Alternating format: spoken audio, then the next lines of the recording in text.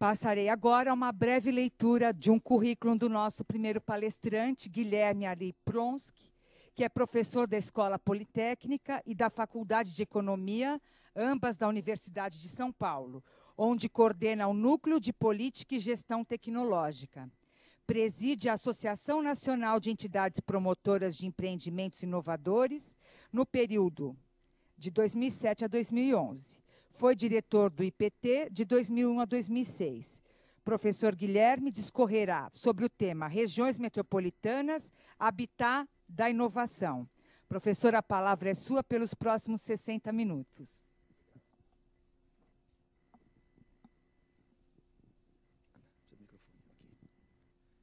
Bem, muito bom dia a cada uma e a cada um. Cumprimento especialmente o arquiteto Renato Viegas, que, como presidente da Emplasa, tem um excelente desafio para frente. Parabéns pela conquista da formalização da região. Cumprimento também especialmente o meu amigo Roberto Aguni e sua equipe, o Pepe e Álvaro, e registro a enorme alegria de ver o bebê que foi gerado, com alguma contribuição até da gente, na época do projeto da FIA com a Secretaria, no âmbito da política de gestão do conhecimento e inovação do Estado de São Paulo, frutificar e ter uma presença tão expressiva de pessoas aqui no auditório e também de pessoas assistindo. Aliás, agradeço também a equipe TecReg e meus colegas também da Vanzolini que apoiam esse projeto. André Humberto, bom dia a vocês, vários amigos e amigas, me permite não nominar todos. Eu vou procurar colocar no âmbito da linha desse ano Cidades Inteligentes, o tema, então, Regiões Metropolitanas, Habitats de Inovação. Me permitir colocar um S, daqui a pouco vai ficar clara a razão. Bom, hoje é 26 de maio, hoje é 27? 26?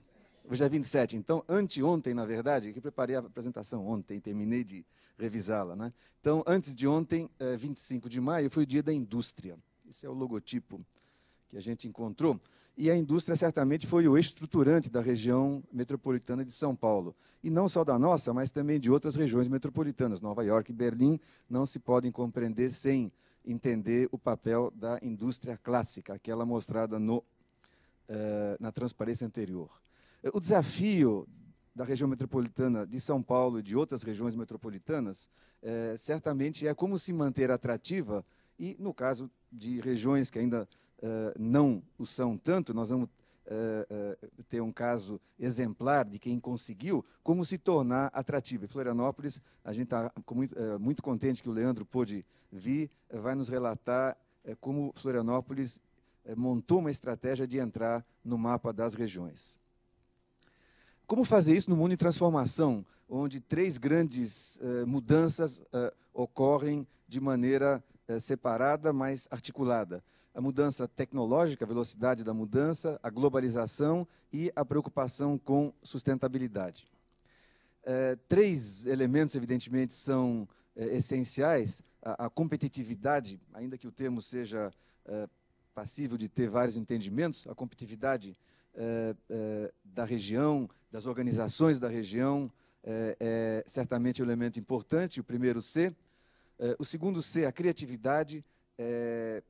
As regiões metropolitanas que têm conseguido dar a volta, fazer essa transformação, Londres, por exemplo, tem apostado muito na economia criativa, com qualquer nome que isso tenha. E o terceiro elemento o terceiro C é o conhecimento, nome também amplo e que abarca temas como não só educação, mas também a busca de novos conhecimentos e as formas de transformá-lo depois em resultados. Essa é a única transparência com letra pequena, porque ela é retirada de uma matéria da imprensa, do Brasil Econômico.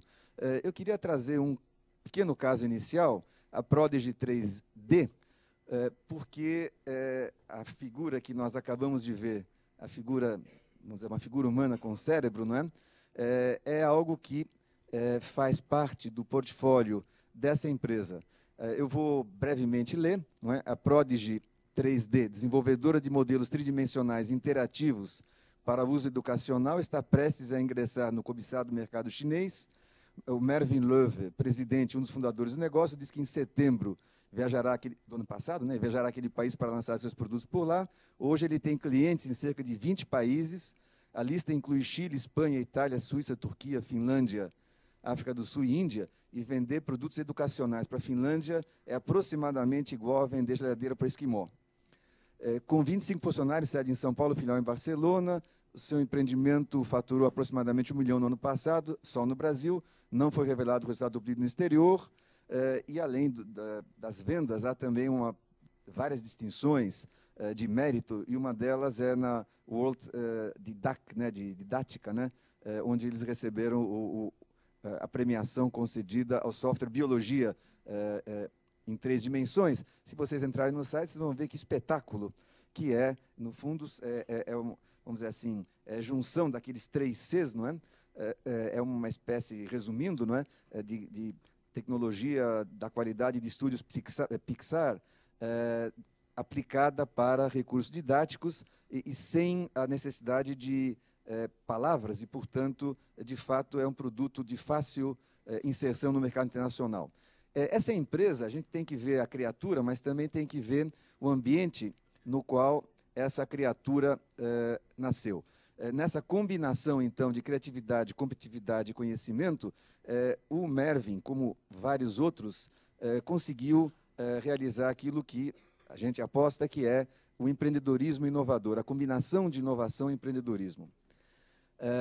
E isso acontece com mais facilidade, não exclusivamente, mas com mais facilidade, em habitats, em ambientes preparados especialmente para ajudar a essa combinação dos 3 Cs. Nós temos em casa, porque a minha casa é o campus da Universidade de São Paulo, nós temos em casa um ninho de empreendimento inovador, que é o Cietec, que é, aliás, a incubadora de maior porte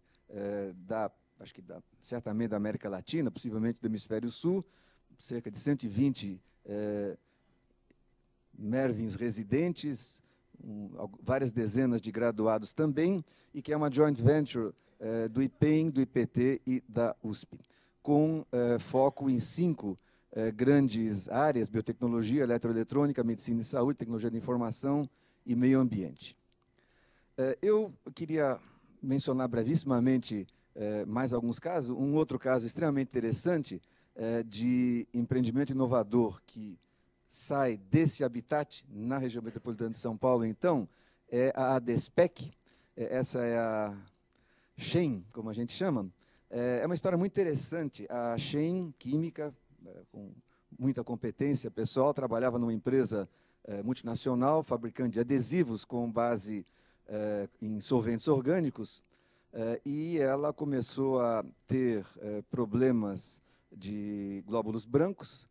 Ela fez exames bastante complicados e se afastou completamente a suspeita de que era um problema de natureza, enfim, leucemia ou qualquer outra forma de doença dessa espécie, mas isso tinha a ver com o ambiente de trabalho. Embora ela trabalhasse na área de controle de qualidade, portanto, num ambiente relativamente resguardado, ela tinha que andar na planta e a absorção, a ingestão dos vapores, que particularmente afeta as mulheres, né?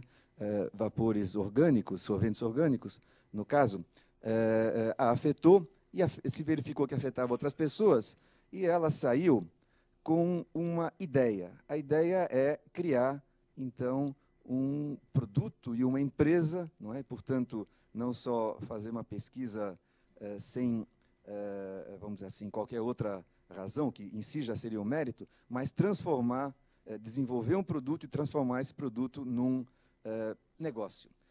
Um produto que fosse tão bom quanto os adesivos tradicionais, mas que usasse como solvente água e, portanto, não causasse o problema nem para as pessoas que fabricam o adesivo, nem para as pessoas que aplicam ou residem num ambiente onde o adesivo foi aplicado. Ela também se inseriu na incubadora, no Cietec, passou 3 anos, ela conseguiu realizar o sonho dela.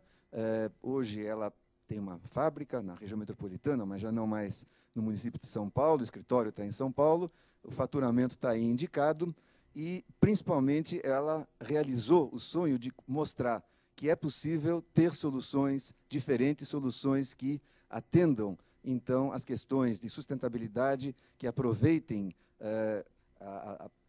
o que existe, não é, de conhecimento para gerar conhecimento novo, e também ela tem uma inserção internacional, exporta, enfim, ela, portanto, atende aqueles 3 elementos que a gente mostrou. Essa é só uma transparência que mostra o primeiro produto que ela soltou ainda, na época que estava na incubadora, vocês veem os logotipos lá embaixo, apoio do USP, PEN e PT, na verdade, da incubadora, e ela deu um nome muito simpático à época, eu achei, prego líquido, né? Que atendia igualmente ou com vantagem na comparação com os produtos que usavam solventes orgânicos, atendia a todos os requisitos, o único no qual perdia era o tempo de pega, demorava mais para, vamos dizer assim, a pega ficar firme. Saindo um pouco de São Paulo, eu vou já comentar casos de outras regiões metropolitanas, de habitats de inovação de outras regiões metropolitanas, mas eu só queria acentuar um aspecto que me parece absolutamente importante, eu vou retornar a isso mais para frente, que empreender é outra forma de pensar grande. O essencial, se vocês conversam com a Shen, ela é uma pessoa extremamente interessante, e há bastante material, inclusive YouTube e outros, vocês poderão ver ela falando, que evidentemente é sempre muito interessante.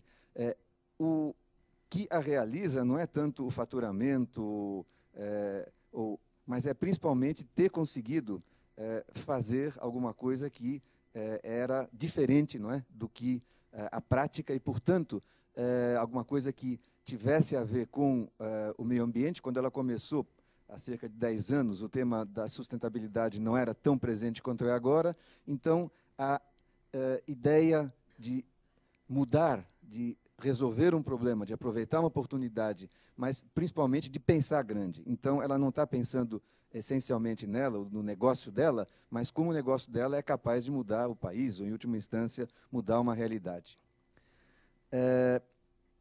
Então, a partir desse exemplo nosso mais caseiro, da nossa região, eu queria generalizar um pouco, e aproveito o velho Arquimedes, não é? E que disse, na verdade, né, dei-me o lugar onde me apoiar e moverei o mundo. Alavancas para que cidades e regiões se transformem, inclusive com base em inovação, tecnologia, certamente existem. Certamente existem. O volume de recursos, perdão, o volume de recursos que existe nos níveis federal, estadual, municipal, empresas aportando, é expressivo. O que nós oferecemos, e essa é a ideia, são habitats onde, junto com a alavanca, nós temos, então, pontos de apoio.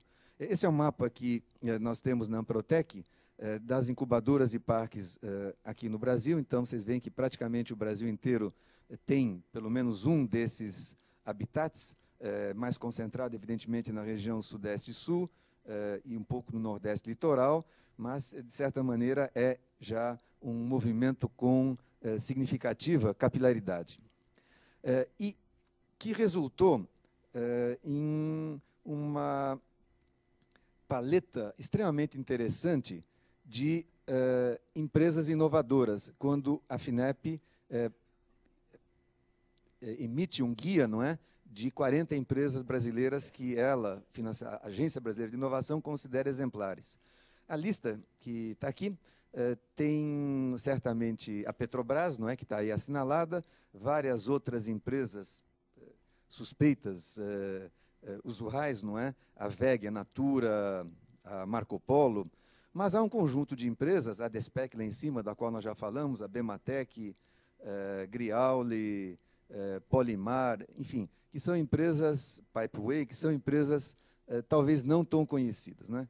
Petrobras é um exemplo mundial de empresa inovadora, vários prêmios que já ganhou internacionais em tecnologia offshore, pegando o gancho do André, uma altíssima competência em trabalhar em redes com universidades, institutos de pesquisa aqui no Brasil, cerca de 50 redes, cerca de 180 instituições científicas e tecnológicas trabalhando em conjunto. Então, alinhamento entre planejamento tecnológico e o planejamento estratégico, enfim, é um caso singular, mas é um caso importante. Mas, de novo, há outros ingredientes, não é, nesse cardápio, que são aquelas iniciativas que eu apontei, onde inovar e empreender conseguiram se juntar. Um caso, então, saindo um pouco de São Paulo, é do Volney Bettiol. Volney Bettiol e o Marcel eram dois jovens professores de uma escola de ensino tecnológica, um Cefet, em Curitiba, outra região, enfim, metropolitana, e que fizeram a sua dissertação de mestrado na universidade, com uma solução para a impressão, e daí perceberam na época que havia um campo que se iniciava no Brasil, que era a automação comercial. Criaram uma empresa que hoje, então, é a líder do mercado no Brasil, ao buscar transformar aquele conhecimento gerado em um empreendimento, usando, então, os conhecimentos, o que foi o resultado da pesquisa, transformando em inovação e depois em negócio. Eles se incubaram no Instituto de Tecnologia do Paraná, no Tecpar, que é equivalente, seria o IPT do Estado do Paraná, e hoje são um empreendimento líder, né? Faturamento bastante expressivo, 350 milhões, e também uma atividade pública bastante grande, pessoalmente, do Volney. Esses dois casos, devo dizer, e alguns outros, estão registrados numa edição recente da Isto é Dinheiro, cujo título é Assim Nascem as Empresas, Ambientes de Inovação ligados a instituições de ensino já deram origem a 1.700 novos negócios que faturam cerca de 4 bilhões por ano e empregam 35 mil pessoas no país. O número de pessoas não é tão expressivo, mas a grande maioria das pessoas tem um nível de formação bastante alto, então é uma forma importante de reter talentos. São 5 histórias, eu basicamente trouxe 2 para compartilhar rapidamente com vocês. Essa é a evolução, não é, desses habitats chamados incubadoras de empresa, entre empresas graduadas, as 1.700, residentes apoiadas, mesmo que não estejam dentro e associadas. São cerca de 8 mil empresas no Brasil, uma receita total estimada, daquelas que a gente consegue medir, da ordem de 4 bilhões por ano, vários prêmios FINEP de inovação, emprego já falamos, e é sempre importante medir quanto isso retorna para a sociedade do apoio que, via Estado, é dado. Na estimativa que fizemos em 2007, quando a Amprotec completou 20 anos, o total de recursos públicos investidos nas incubadoras, estimamos à época como cerca de 500 milhões de reais, ao longo de 20 anos. E, a cada ano, o volume de impostos, taxas e tributos nas várias esferas das empresas graduadas, nós estimamos, com, evidentemente, alguma imprecisão nos 2 números, mas como ordem de grandeza, em 450 milhões por ano. Ou seja, praticamente a cada ano, isso retorna à sociedade o que foi investido ao longo de 20 anos. Há felizmente, bastante textos sobre, que são apresentados, inclusive, na imprensa, vamos dizer assim, mais ampla, e, de certa maneira, isso leva a que o movimento, como a gente mostrou, esteja presente praticamente em todas as regiões metropolitanas do Brasil. Aqui é o caso de Porto Alegre. Esse, no caso, o empreendedor, o Fernando Kreutz, ele é uma pessoa de liderança no Brasil na área de biotecnologia, vai liderar uma delegação pela primeira vez na Bio 2011, em Washington, que é o maior evento de biotecnologia no mundo. O Brasil conseguiu um espaço de apresentação formal institucional, que vai ser feito pelo Fortec, que é a conjugação dos núcleos de transferência de tecnologia das universidades, e pela Amprotec, trazendo, então, os habitats de inovação brasileiros, e o Fernando vai liderar esse grupo. Caso de uma outra região metropolitana, Rio de Janeiro, eu trouxe mais pela forma com que foi descrito o caso, num catálogo, justamente aquele catálogo enfim, da FINEP. A empresa Pipeway é uma empresa que se graduou no Instituto Gênesis da PUC do Rio de Janeiro, desenvolveu uma competência excepcional em inspeção de dutos, não é?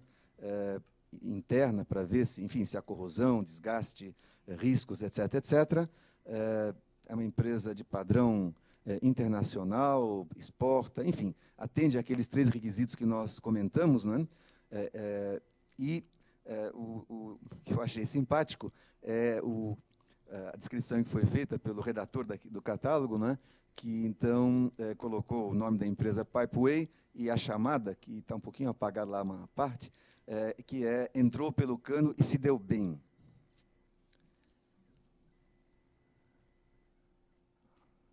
Vamos ver se isso.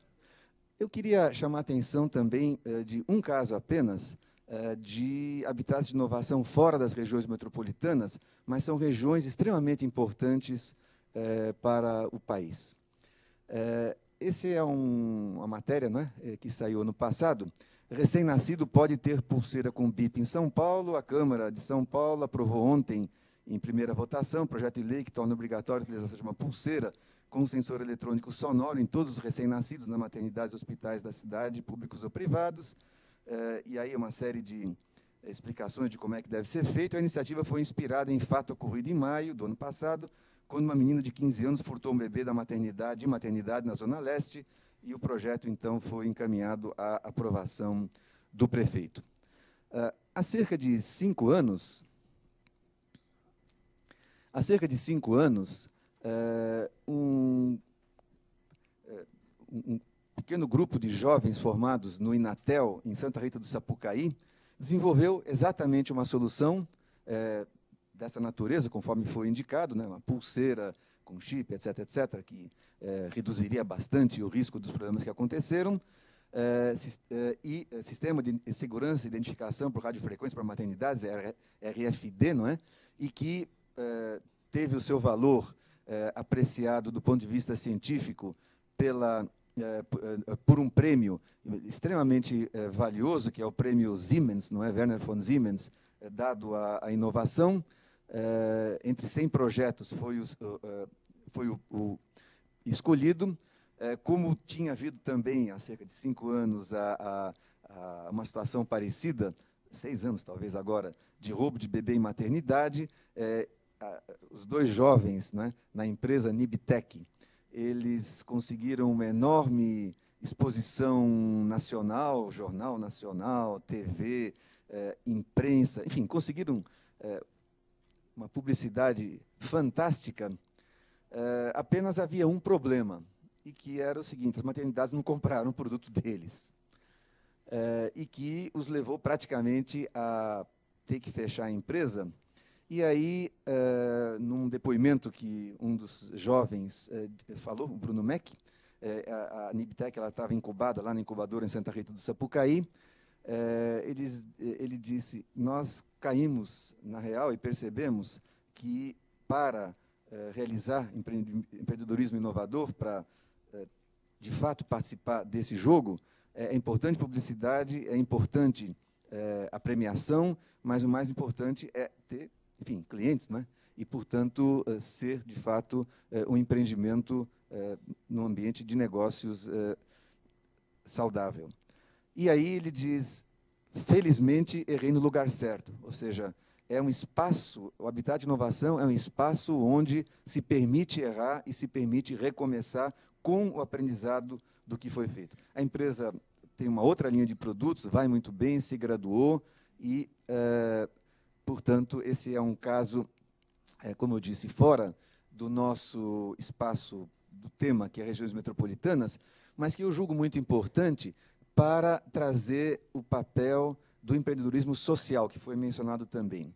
Santa Rita do Sapucaí é uma região que é conhecida como Vale da Eletrônica do Brasil, tem cerca de 120, 130 empresas inovadoras, é o centro de produção de equipamentos sofisticados na área de telecomunicações e eletrônica, e, essencialmente, nasceu por causa de uma senhora que não é formada em qualquer área científica ou tecnológica, a Sinhá Moreira é o apelido dela, que, em resumo, tem a seguinte trajetória. Era uma senhora casada com um membro do Itamaraty, foi acompanhar, não é, o marido, embaixador no Japão, acompanhou na década de 50 o começo da eletrônica, não é, e que depois, vocês sabem que entrou nos automóveis. Um carro nosso hoje, ele é tanto eletrônico quanto mecânico, talvez até mais eletrônico do que mecânico, mas ela acompanhou o começo daquela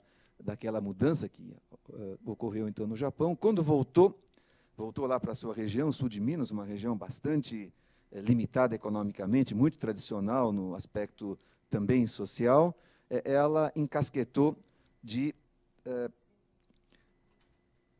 oferecer ou buscar fazer com que as crianças da região tivessem uma oportunidade na vida diferente.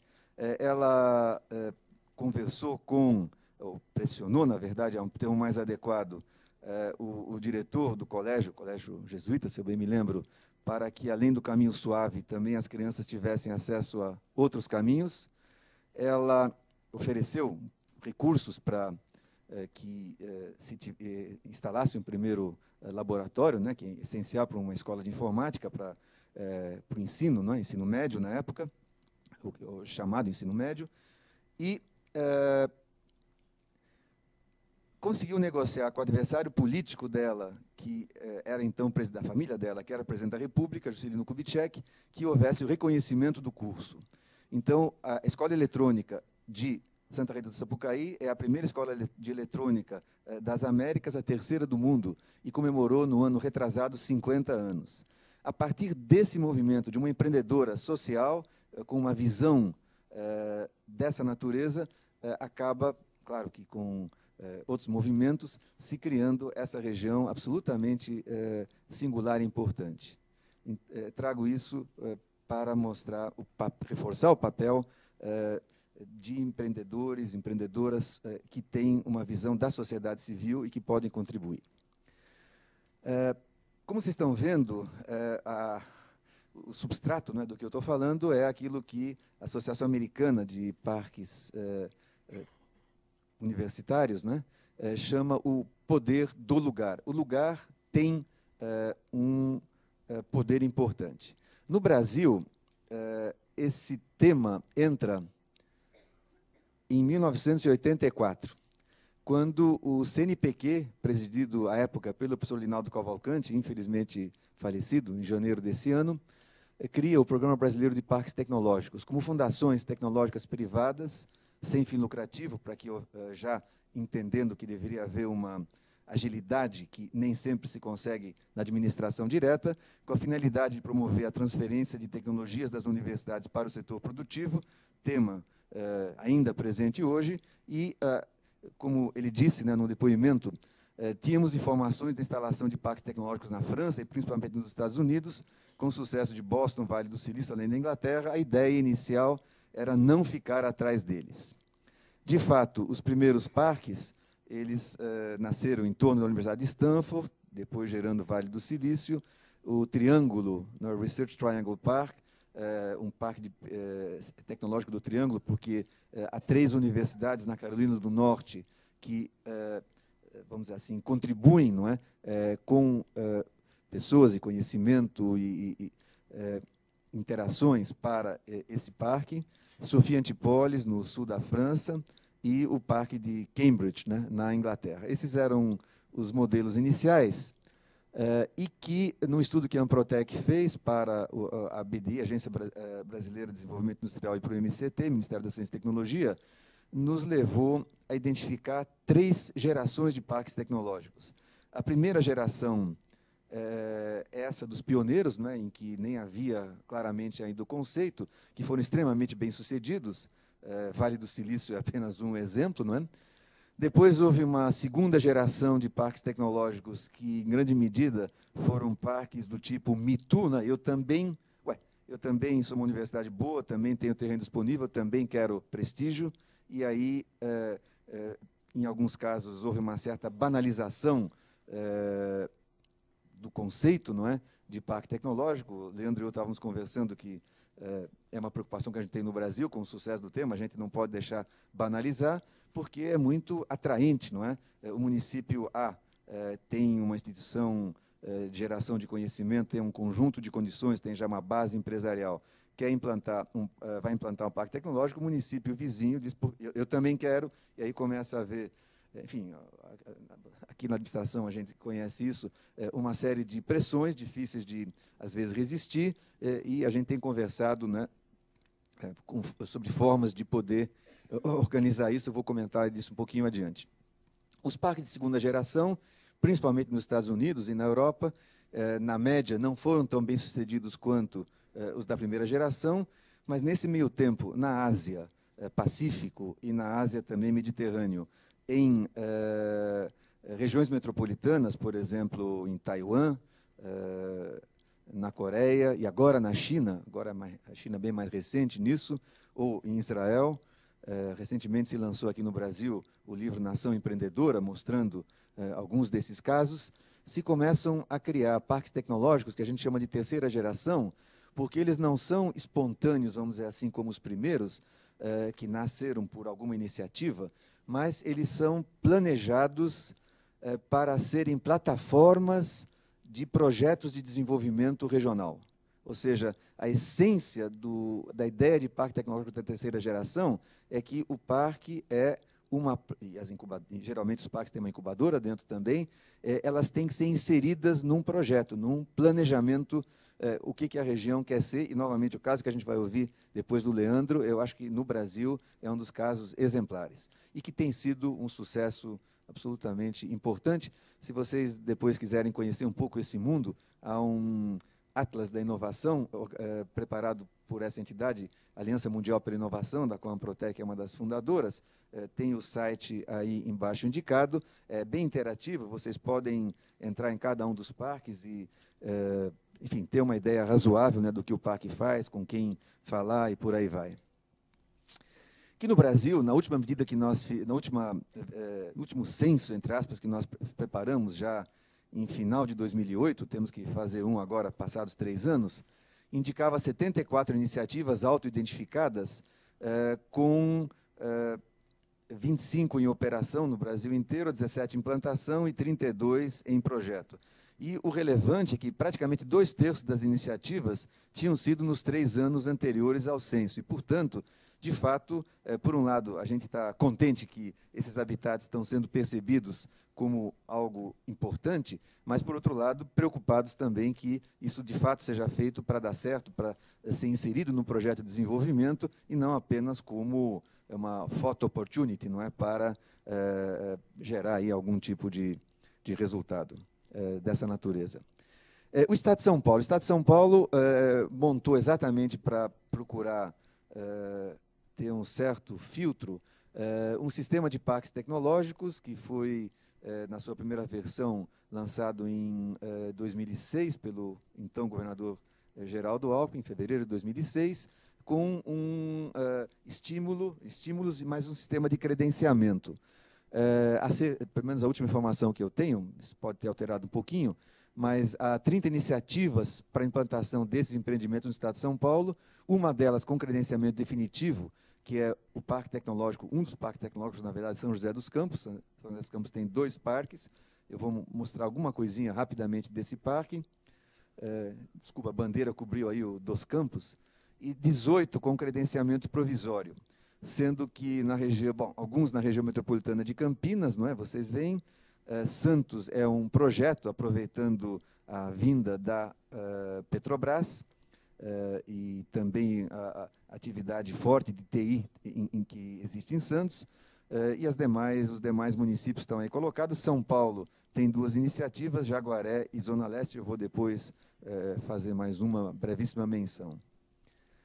São José dos Campos é interessante, porque cada parque tem a sua história, não é? No caso, esse era um prédio de uma empresa internacional, montadora, Solectron, e que, em determinado momento, no começo, já antevendo talvez a crise, né, internacional, ela resolveu, à época, reduzir as suas atividades no mundo, inclusive no Brasil, colocou a fábrica à disposição, que praticamente nem tinha sido ainda, vamos dizer assim, muito utilizada, e aí a Prefeitura Municipal, ela desapropriou, comprou, melhor dito, aí, o empreendimento, recebeu também um pouco de apoio do governo do Estado, e se montou uma organização social que administra, então, esse empreendimento, não é? Parque Tecnológico de São José dos Campos.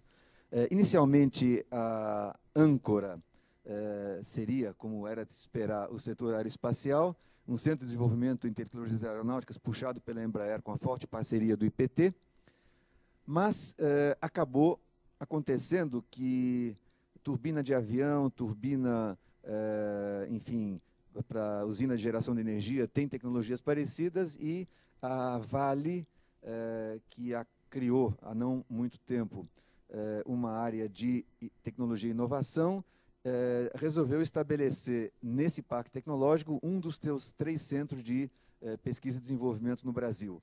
O segundo está sendo implantado lá no Parque Tecnológico de Guamá, no Pará, e o terceiro é fora de um parque tecnológico, lá em Minas Gerais. Então, no caso de São José dos Campos, há um centro de desenvolvimento de tecnologia de energia, puxado pela Vale Soluções de Energia, há um centro da Sabesp sendo implementado, tecnologia de recursos de saneamento básico, e um centro de tecnologia e inovação em saúde com a Unifesp. E há uma interação bastante interessante também, não aparece aqui na transparência, com o pessoal de Minas Gerais, no caso da Universidade Federal de Itajubá. Então, mostrando que é possível superar barreiras estaduais e também níveis, não é, de vinculação das instituições. Então, a Vale Solução de Energia é uma parceria entre a Vale, evidentemente, e o BNDES, o nome autoexplicativo, e são volumes de investimento bastante expressivos. Na verdade, é a principal âncora desse parque hoje em dia, 720 milhões de dólares investidos no período de 4 para 5 anos, né? E vem sendo feito, e, portanto, eu queria chamar a atenção, o Parque Tecnológico, um ambiente de atração de investimentos qualificados em pesquisa, desenvolvimento e inovação. A pergunta, certamente, que talvez acometa alguns e algumas de vocês, e como colocar a região metropolitana nesse mapa?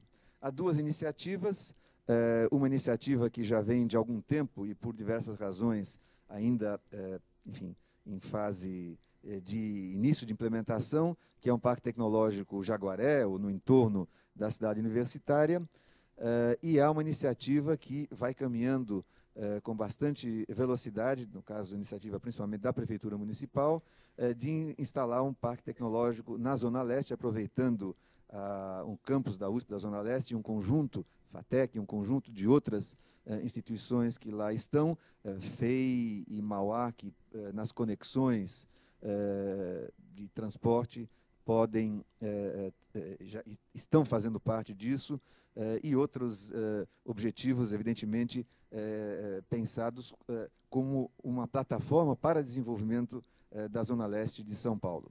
Guarulhos é outro município da região metropolitana que tem uma iniciativa de parque tecnológico, tem uma incubadora e vem estudando esse assunto. Mas, enfim, a região metropolitana de São Paulo, efetivamente, se a gente olhar, ela não está no mapa do Brasil no que se refere a parques tecnológicos, sim, no que se refere a incubadoras. Na questão de atração de investimentos, o Rio foi brilhante, né? O Rio de Janeiro, o Parque Tecnológico do Rio de Janeiro, que fica, na verdade, lá no fundão, quando a gente vai para o aeroporto do Galeão, a gente vê já as instalações. O Maurício Guedes, que, aliás, é o presidente da Associação Mundial de Parques Tecnológicos e que é o diretor do Parque do Rio de Janeiro, ele está na situação de administrar fila, literalmente, não é? A AGS decidiu implantar o seu Centro Mundial de Pesquisas do Brasil, de padrão mundial no Brasil, decidiu pelo Rio de Janeiro, e não há lugar no parque. Então, estão achando um lugar ao lado do parque. Enfim, fica um conceito estendido. Os direcionadores da ideia de parque no Rio, a partir de uma incubadora muito bem sucedida, são promover a utilização das tecnologias desenvolvidas na universidade, estimular a atividade empresarial entre estudantes. Talvez alguns e algumas de vocês conheçam uma iniciativa maravilhosa chamada Desafio Sebrae, em que estudantes de graduação participam de jogos de empresa. Isso envolve, na edição desse ano, 170 mil estudantes no Brasil e mais algumas dezenas de milhares nos países da América Latina. Ao longo dos 10 anos, cerca de 1 milhão de estudantes já participaram disso, e são nossos colegas do Rio, justamente, que puxam, né, organizam esse Desafio Sebrae. E a terceira motivação, o terceiro direcionador, é atrair centros de pesquisa e desenvolvimento, e é claro que há um investimento público muito expressivo, que é o Centro de Pesquisas da Petrobras, que já mencionamos antes, e que faz com que muitas empresas que querem participar qualificadamente do Programa Brasileiro Pré-Sal e outros, né, que queiram estar ao lado daquele ambiente Universidade Centro de Pesquisa da Petrobras.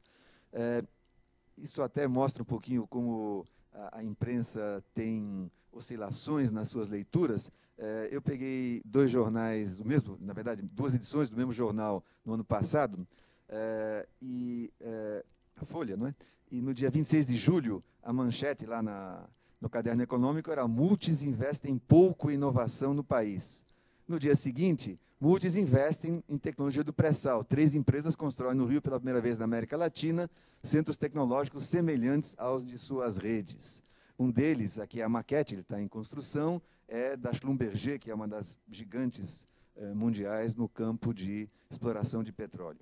Então, do ponto de vista de regiões metropolitanas, o que eu queria dizer é que a experiência internacional, a gente vê no Brasil também, acompanhando isso um pouco, é que, é claro, não é a existência do parque em si que é condição necessária e suficiente para, no caso, atrair esse tipo de investimentos, que é importante por várias razões para o país, inclusive talentos, inclusive participação do mapa global, mas a existência de plataformas certamente faz uma diferença desse tipo.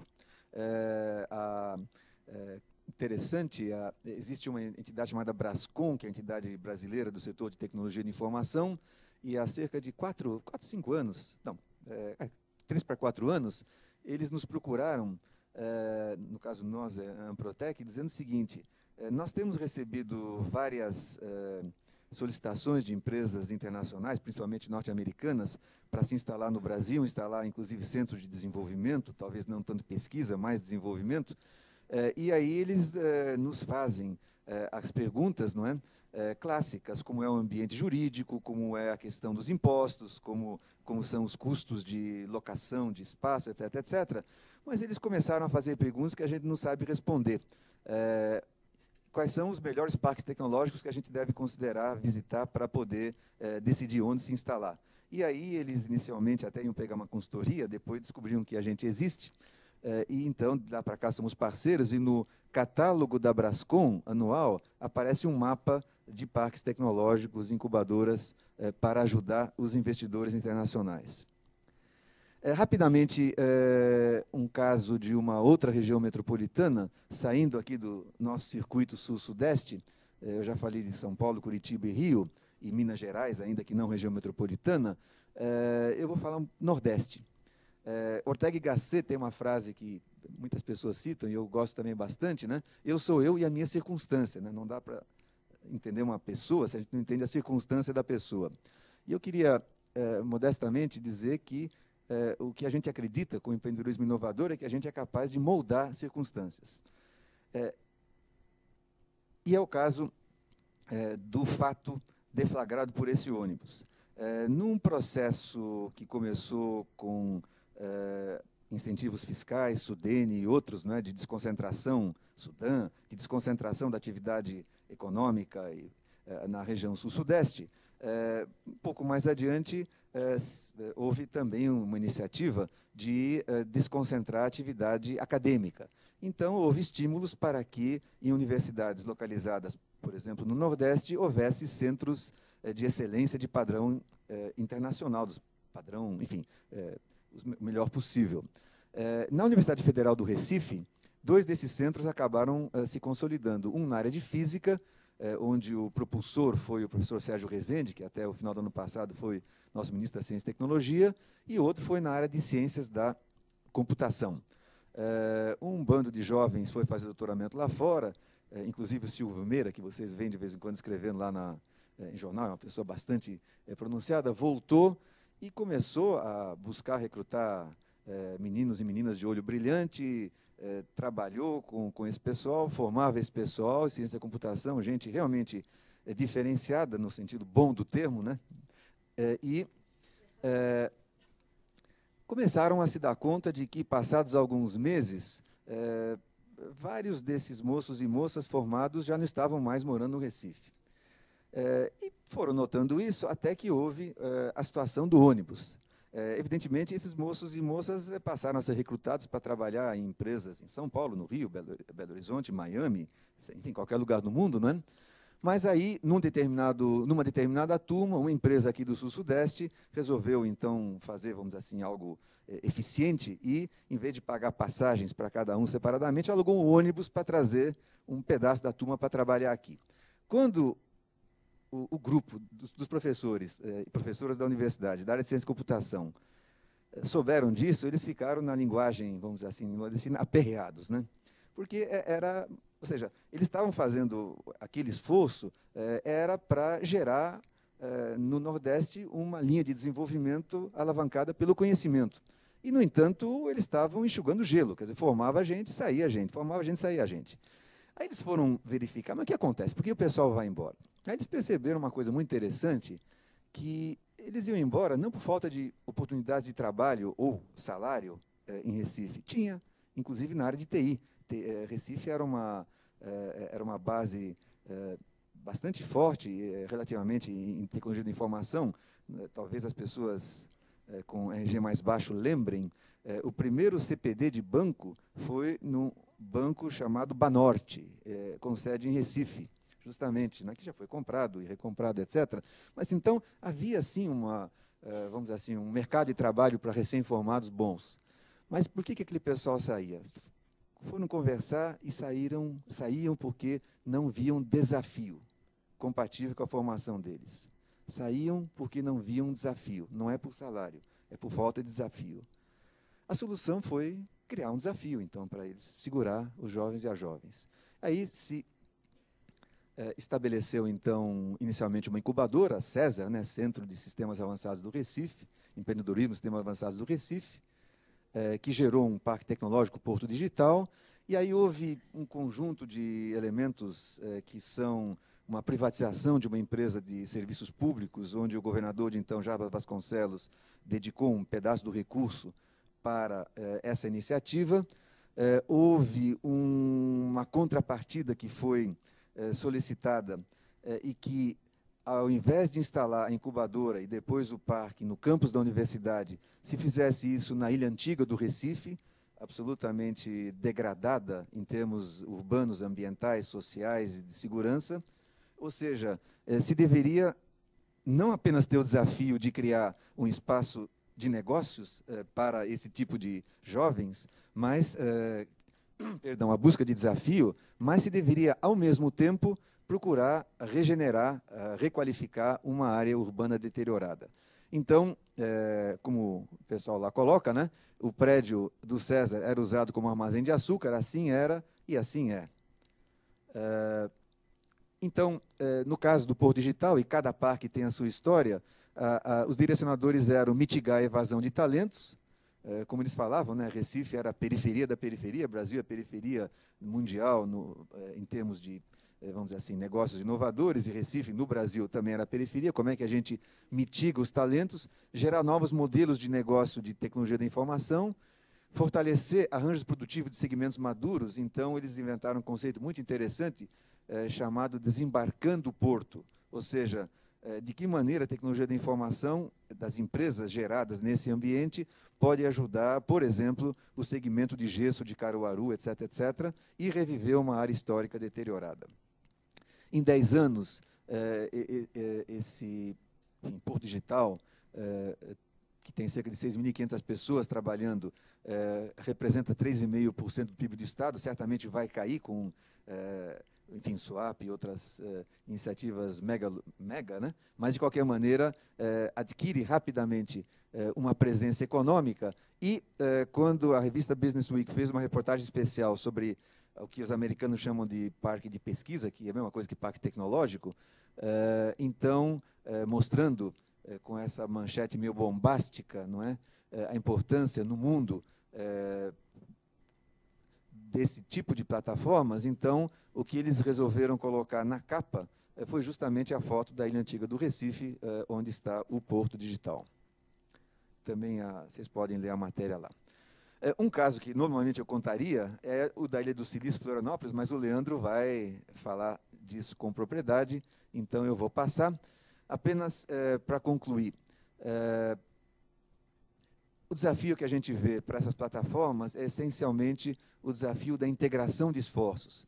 Há muitos esforços que são feitos no Brasil, a articulação é um desafio permanente, então, no ano retrasado foi criado, então, formalizado esse Programa Nacional de Apoio aos Incubadores de Empresas e aos Parques Tecnológicos, do qual fazem parte os Ministérios de Ciência, Tecnologia, Desenvolvimento, Indústria e Comércio, FINEP, CNPq, BNDES, o SEBRAE, o Conselho de Secretários Estaduais de Ciência, Tecnologia e Inovação, o Fórum de Secretários Municipais, a Confederação Nacional da Indústria e a associação que representa o setor. Termino com duas mensagens publicitárias. A primeira, que vocês não precisam ler, só vou dar a mensagem básica, detalhe, nem é legível, mas, enquanto nós estamos falando, aqui pertinho, na Praça Antônio Prado, na Bolsa de Valores, está acontecendo o primeiro workshop para anjos. Não houve um erro, devia ser na Igreja de São Bento, e por algum equívoco foi na Bolsa de Valores. É, de fato, anjos no sentido daqueles investidores que apoiam empreendimentos nascentes, né? Esse é o conceito, anjos, ou, em inglês, business angels. Não é? Então, é o primeiro workshop coorganizado pela Bolsa, o BID, o São Paulo Anjos, que é uma iniciativa que junta essas pessoas, o CIETEC, evidentemente, e a FINEP. Então, eu mesmo também, quem depois do evento Inova Day quiser entrar um pouco nesse ambiente, está aqui bem pertinho. E o último é um convite. Nós temos um seminário anual de incubadoras e parques, bastante, enfim, interessante. Esse ano ele vai se realizar em Porto Alegre, é o 21º seminário. O tema tem a ver com a nossa temática do ano, né? Aqui no Inova Day, a nova competitividade dos territórios, o que leva os territórios a serem competitivos. Vai ser uma parceria da Amprotec com o SEBRAE e vai ser hospedado pelo Tecnopuc. Aliás, é um outro caso extremamente interessante de parque tecnológico, incubadora e um conjunto de ativos que se constituem numa plataforma na PUC do Rio Grande do Sul e que começou em 2002, aproximadamente, vai fazer 10 anos, 2002, 2003, daqui a pouco. Acabou de lançar em dezembro, de inaugurar em dezembro, o seu portal. Esse é um prédio financiado pelo BNDES, que é a expansão do Parque Tecnológico, e as duas primeiras âncoras foram justamente o Centro de Desenvolvimento de duas empresas concorrentes, a Dell e a HP, que estavam procurando se instalar no Brasil e que foram captadas, por assim dizer, e se instalaram inicialmente lá. A primeira sede do parque, pensando um pouco a questão territorial também, a primeira sede do Parque Tecnológico foi, o primeiro espaço do Parque Tecnológico foi uma área ao lado do campus da PUC, que era ocupada há décadas pelo Exército, era uma base do Exército, e que já não fazia mais sentido no ambiente urbano. O Serviço do Patrimônio da União colocou à venda aquilo, e os padres marianos lá foram rápidos no gatilho, né? Acho que não usaram lá 8666, e adquiriram aquela área. Então, as primeiras ocupações, inclusive o centro da Dell e da HP, foram em casernas, né, reformadas para abrigar esse povo. E agora, passados 8 anos, vocês percebem que o sucesso dessa iniciativa mobilizou um conjunto de esforços, inclusive do BNDES, para gerar esse espaço. Então, muito obrigado. E o mais importante, o Leandro vai falar, que é o caso de Florianópolis.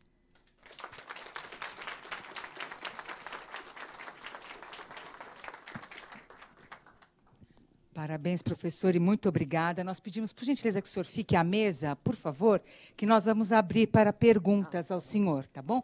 Quem gostaria de fazer alguma pergunta para o professor Guilherme? Quero registrar e agradecer também a presença da nossa diretora de planejamento da Emplasa, Rovena Negreiros.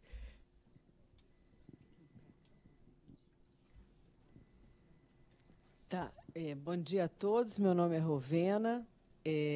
Eu tenho um enorme prazer em receber o Plonsky aqui, porque estive com esta tarefa de tentar implantar parques tecnológicos, participei dos editais, que, inclusive, na época, era o Fiat, que respondia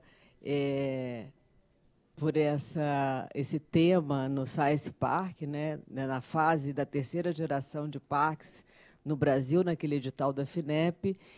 E queria, eu não sei aqui o público, Plonsky, que está aqui, mas uma coisa que a experiência nos mostrou, e você nos chamou a atenção na sua apresentação, mas que eu acho que é fundamental, que é a adesão do setor público, em especial o município, para que esses parques se alavanquem, né? A experiência de São Paulo, especialmente, ela foi desastrosa comparando com Santa Catarina, mesmo com Belo Horizonte, Minas Gerais, exatamente porque as prefeituras não foram lideradas, não tiveram o seu papel de liderança nesse processo. Ao contrário, São José dos Campos foi uma iniciativa da prefeitura, né? Nós sabemos, quer dizer, para além do governo federal ter feito um edital para estimular isso, e mesmo o governo de São Paulo ter criado um sistema de parques tecnológicos para ajudar a apoiar a alavancagem, as resistências da Prefeitura de Campinas foram enormes, a baixa adesão da cidade de São Paulo levou a esse atraso todo ao desenvolvimento do parque da cidade de São Paulo, né?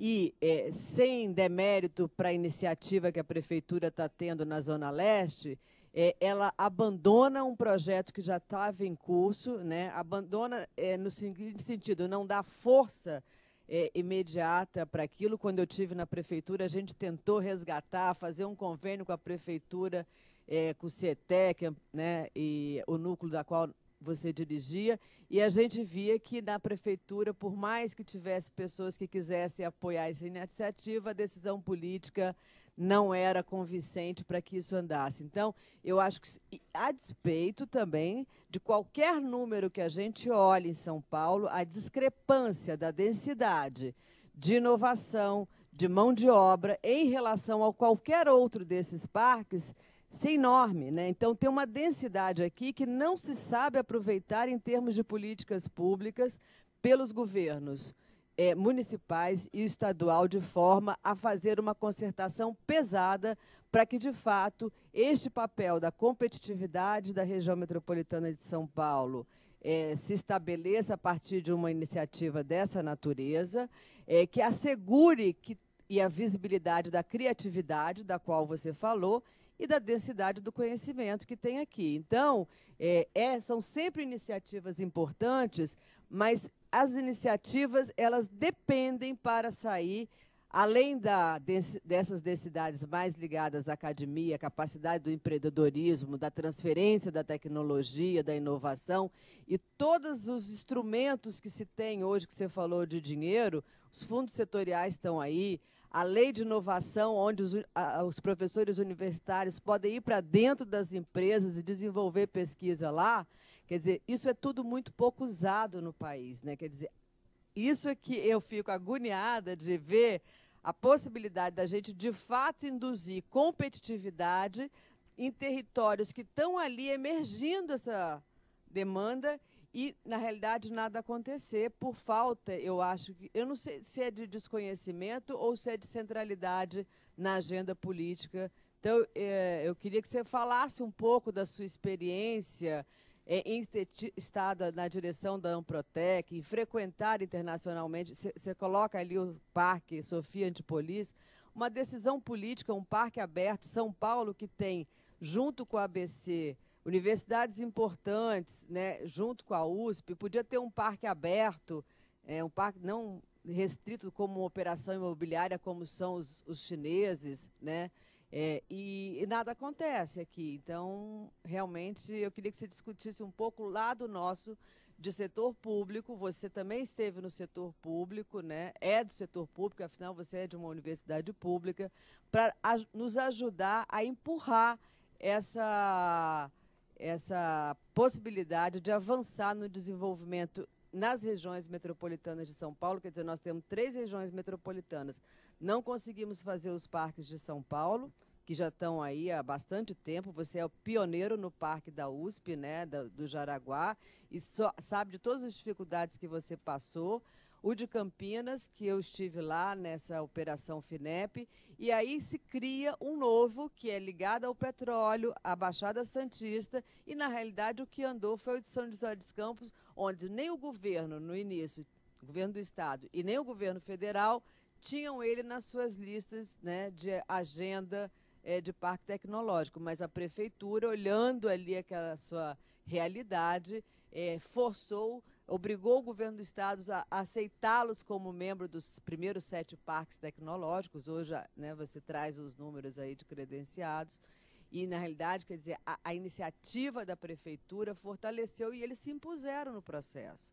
Então, eu queria que você discutisse um pouco, porque, para nós, especialmente da Emplasa, nos ajudará no nosso papel de articulação, mostrar para as prefeituras o quanto esse papel deles é relevante nesse processo. E parabéns pela exposição. Muito obrigado, Rovena. Super prazer em te rever.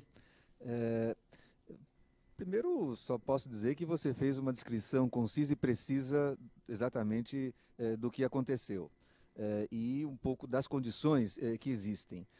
A vinda aqui, por um lado, é certamente alguma coisa que, vamos dizer assim, falando até pessoalmente, eu devo ao Aguni, que se o Aguni pedir fazer qualquer coisa, eu vou fazer, porque tem uma relação pessoal com ele, e a iniciativa Inova D é uma iniciativa de mérito, mas também, quando o Aguni me comentou que o tema desse ano era esse, eu disse, bom, eu estou vindo aqui um pouco para falar do panorama do Brasil, etc., etc., mas eu estou vindo aqui como uma oportunidade de, mais uma vez, retomar esse assunto e com uma enorme alegria de ver que está sendo retomado num ambiente onde a Emplasa, que é um ente central nesse processo, está efetivamente presente em quantidade e também pela sua direção, que está aqui presente.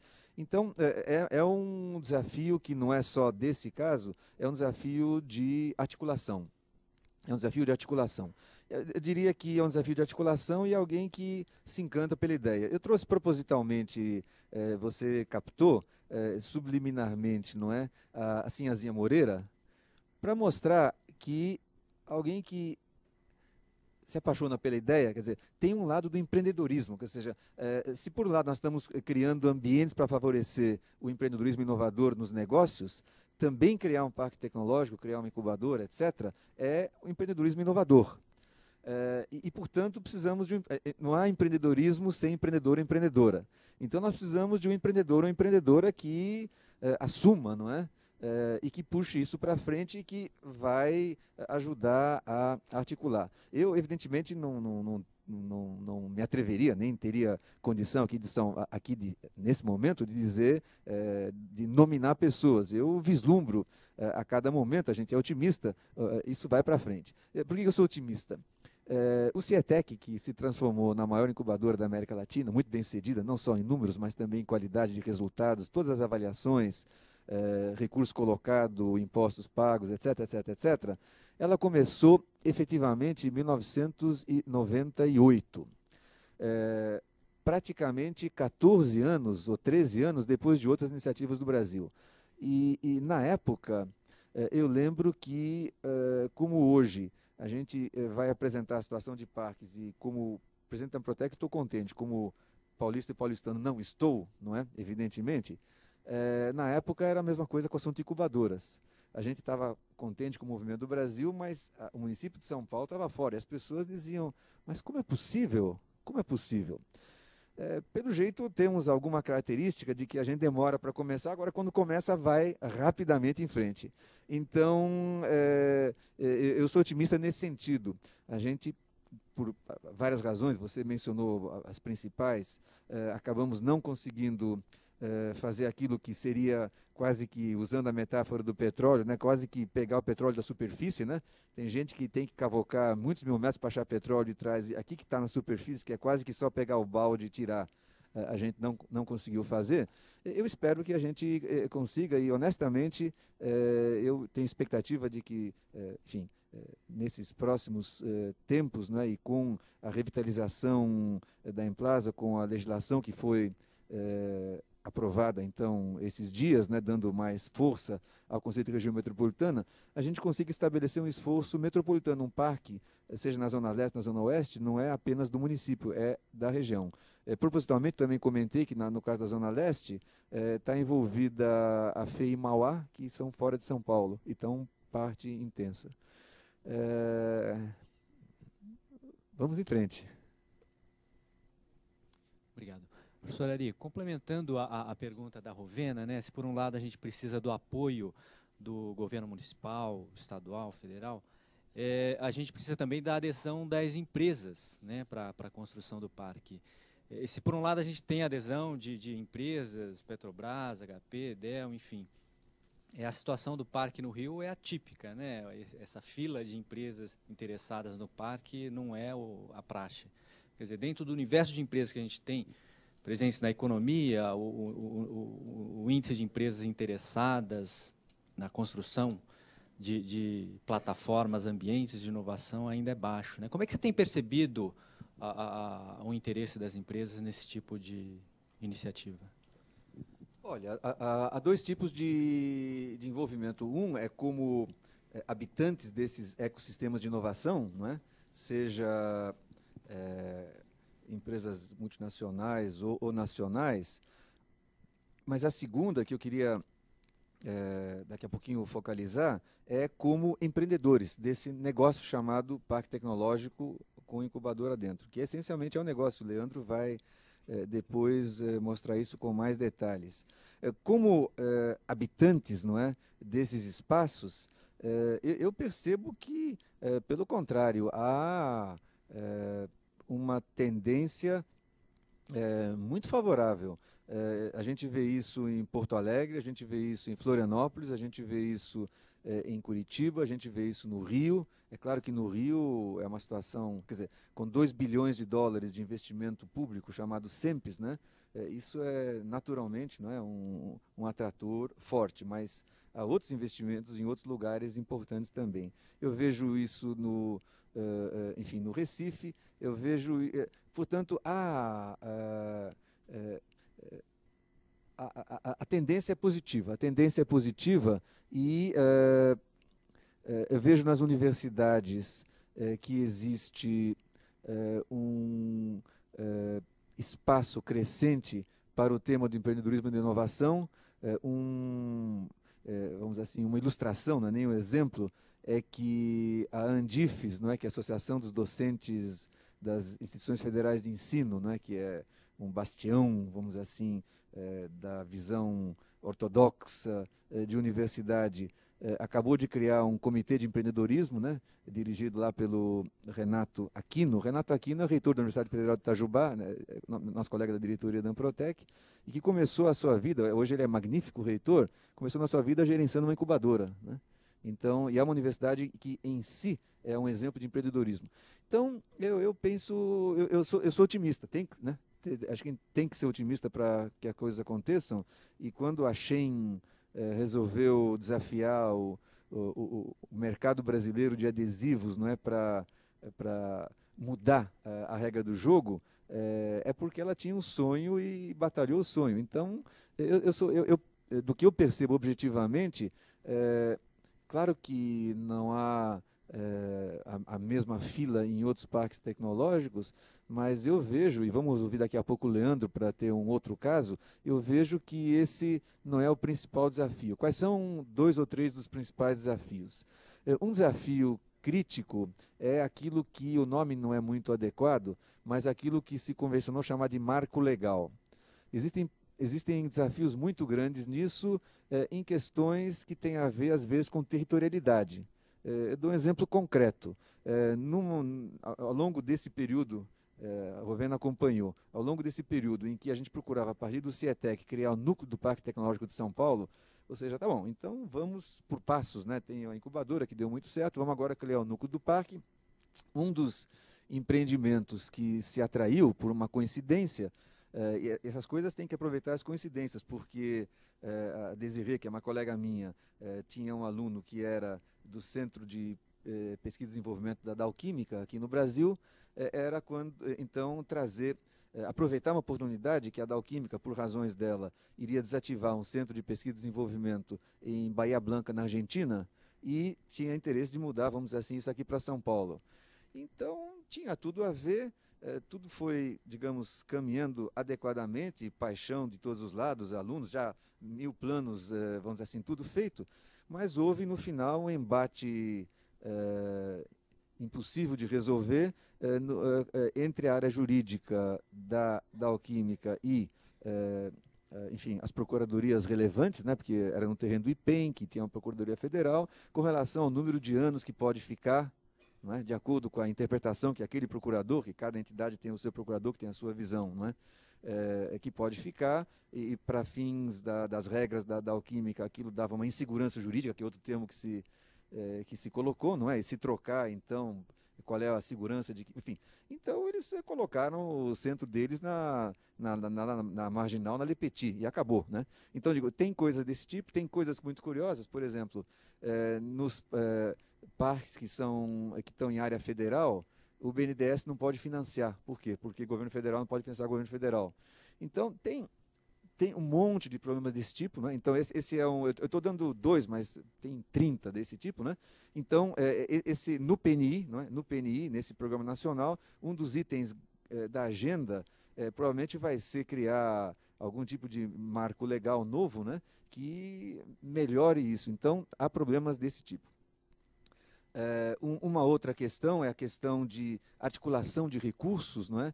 Os recursos aparecem, mas eles são dispersos, eles não são articulados. É muito difícil você criar, vocês sabem disso, espaços, não é, em que os recursos complementares convirjam no momento. Então, esse é um outro desafio.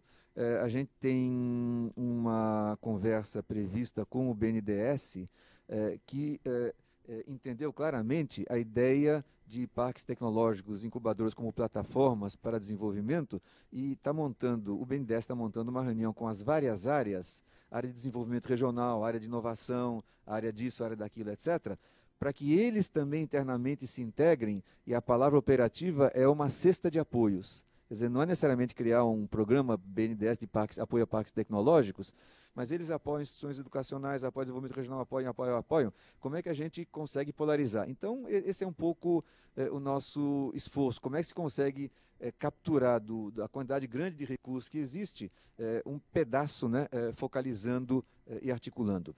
Eu queria, brevemente, só tratar da atração do setor privado como empreendedor do negócio parque tecnológico. Nós temos um caso aqui, geralmente, parques tecnológicos são PPPs, de um jeito ou de outro, ainda que não formalizadas. Parceria no sentido de conjugação de recursos. Há um caso no Brasil, até o ponto que eu sei, único, em que o investimento é completamente... predominantemente privado, não vou dizer 100% privado, mas predominantemente privado, que é o segundo parque tecnológico de São Carlos, que é o Parque Damra, e que é uma empreiteira chamada Encalço, não é? Que na sua trajetória estratégica, a partir de construção de estradas, começou a fazer condomínios residenciais, daí passou a fazer, enfim, shopping center, etc., e percebeu que em São Carlos, né, eles trabalham naquela região oeste do estado, centro-oeste, etc., do estado, que naquela região, dadas as características de São Carlos, 2 universidades, 2 Embrapas, etc., etc., etc., o que funcionava era um empreendimento à la europeia, e que é um empreendimento com 3 braços. Um braço condomínio residencial de alto padrão, um braço lazer, né, clube de golfe AAA, eu não sei exatamente como é que é a terminologia disso, né, e um espaço parque tecnológico, e que está em velocidade, que vendeu praticamente toda a primeira chamada, foi toda vendida, não é? Que tem espaços também de laboratórios de pesquisa, etc, etc, institucionais, com universidade, prefeitura, enfim, é um modelo de parque completamente privado. No exterior, esses parques são frequentes. Nós fizemos uma missão técnica da Amprotec a Israel no final do ano passado, e vários dos parques é uma gestão privada, né? Por exemplo, o parque perto do Instituto Weizmann é gerido, não é, inclusive, por uma grande empreiteira que vê aquilo como um negócio, né? E que desenvolve a sua competência e com gestores, portanto, tem o lado imobiliário de negócio, Canadá tem, enfim, e portanto, eu acho que tem o lado também de nós buscarmos atrair investidores qualificados que percebam que, por várias razões, pode investir no shopping center, pode investir nisso, naquilo, mas de repente a gente pode tornar um pacote atraente, e esse é um desafio também que a gente precisa avançar. Então, nós vamos agora fazer uma pequena pausa de 15 minutos, mas antes disso eu gostaria de divulgar, gente, um evento que a Emplaza está sendo parceira, no período de 14 a 16 de junho, é a Feira e Seminário Mundo Geo Connect, ligado ao geoprocessamento. As revistas de divulgação do evento estão ali na mesa para todos que se interessarem, e se alguém quiser alguma informação adicional, o Emerson, aqui, representante da feira, está aqui, e as informações podem ser obtidas com ele. Muito obrigada. Daqui a 15 minutos nós retornaremos.